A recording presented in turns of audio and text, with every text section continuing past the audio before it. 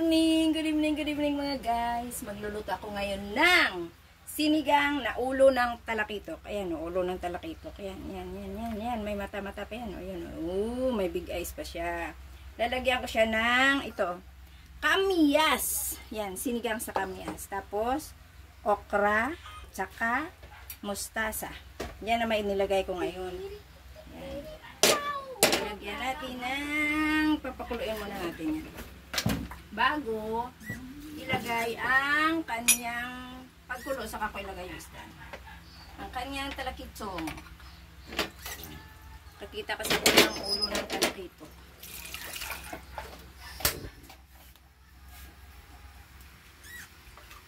Ang talakitok ba? Aksyon, ay.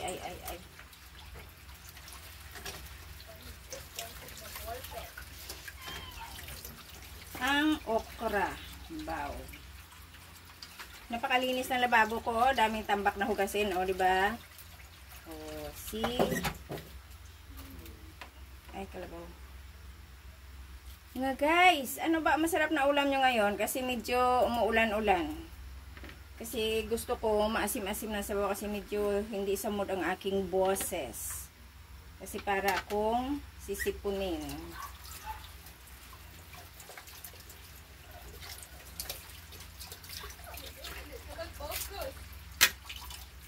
Kasi umuwi yung amo ko. Kaya ako na malingki ngayon ng gabi para bumili ulit ng ulam. Kasi pag kami lang dito, okay lang yung tuyo kasi pang mahirap lang kami.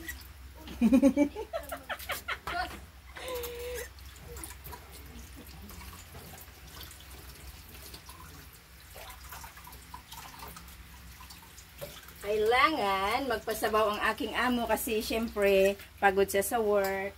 Syempre kailangan pakainin natin siya maayos-ayos. Kunyari lang naman yun, pero pag wala siya, hayaan mo na siya.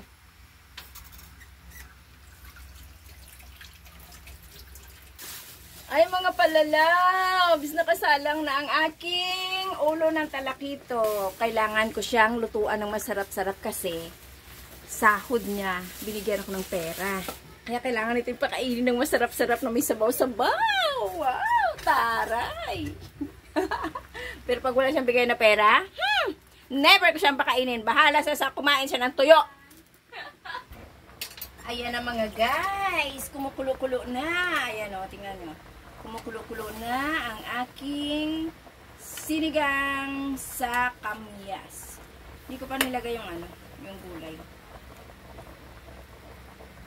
Lalagyan ko to ng kunting asin kasi wala akong nor fish cube.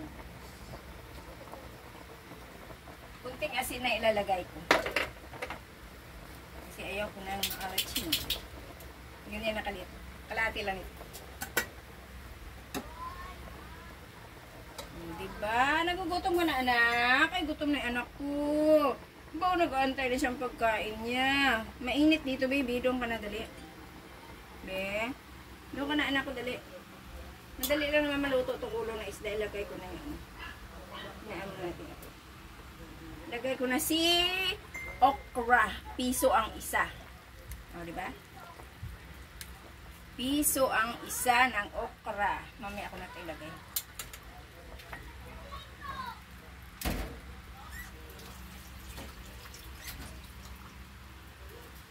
Takipan natin para madali maluto.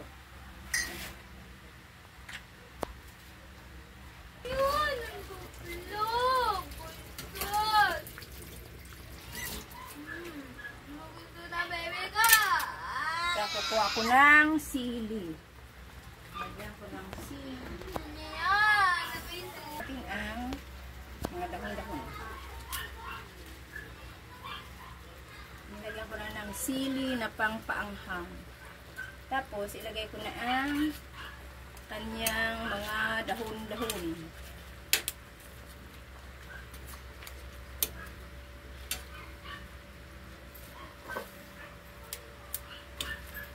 Kasi ang lutuan namin maliit kasi pang maliit lang na pamilya.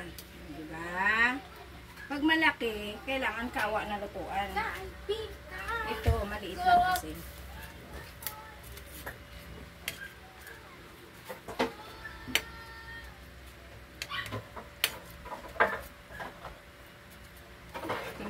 ko, butas-butas na. O, tingnan mo. Yan ang mahirap. Walang pambili. Ay mga palalabs, bigyan niyo ako maraming stars ha, para ako makaipon ng money ha, para makabili ako ng kalan. Kalan is real. Yan, ito mga guys, kasi luto na, tikman natin. Okay yan, makain na ng people yan. Thank you mga palalabs. Maraming salamat sa inyong panonood. Huwag kayong magsawa manonood sa aking mga kabaliwan ha. Thank you very much. God bless. More followers and stars. Bye. Love you all. Maliw talaga.